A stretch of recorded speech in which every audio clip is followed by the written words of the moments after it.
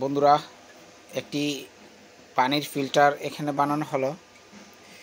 এখানে যেই জিনিসগুলা উপাদানগুলো এখানে ব্যবহৃত হয়েছে, এই নিচেনে কিছু তুলা ব্যবহার করা হয়েছে বোতলের মুখটার ভিতরে, এরপরে সিলেকশন বালু, তারপরে পাথর, এরপরে আপনার ফোম, তারপরে কিন্তু কয়লা, এরপরে পাথর, এরপরে সিলেকশন বালু, তারপরে কিন্তু আমরা যেই জিনিসগুলো উপাদান এখানে ব্যবহৃত করছি, যে দেখুন কয়লা এবং বালু এবং পাথর, যে এখানে এখন আমরা পানি ঢালবো।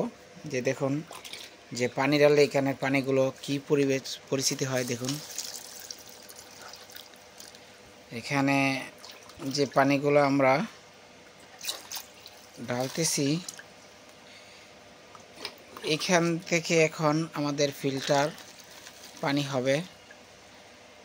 যে ফিল্টারটা আমরা এখন দেখুন, এখানে সম্পূর্ণ পরিমাণে পানি দিয়ে দিলাম।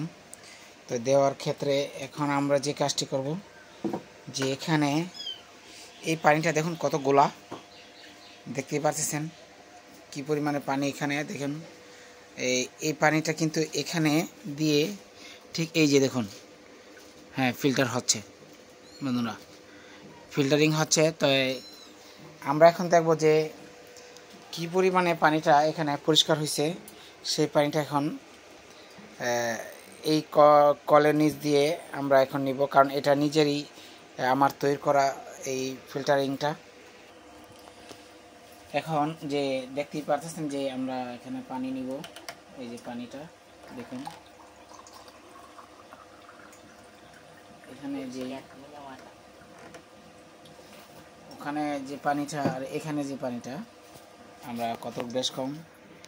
এখানে দেখুন গ্লাসটার পানি একদম ফ্রেশ, আর এখানে যে পানিটা দেখুন, এই যে এখানের যে পানি আর এখানের যে মিনারেল ওয়াটারটা এখন যে হয়েছে, এটার সাথে এটা কতটুকু বেশ কম।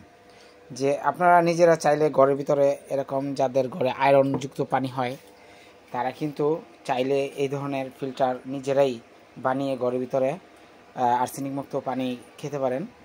আর কি বলবো, পানিটা কিন্তু খুবই পিওর। আর আপনাদেরকে একটু খাই দেখাই, একদম পুরা মিনারেল ওয়াটার, একদম ফ্রেশ পানি। তো দেখুন,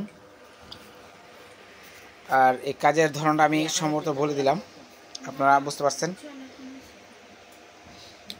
এটা নিজের যে তৈরি করা বানানো, এই যে এইখানে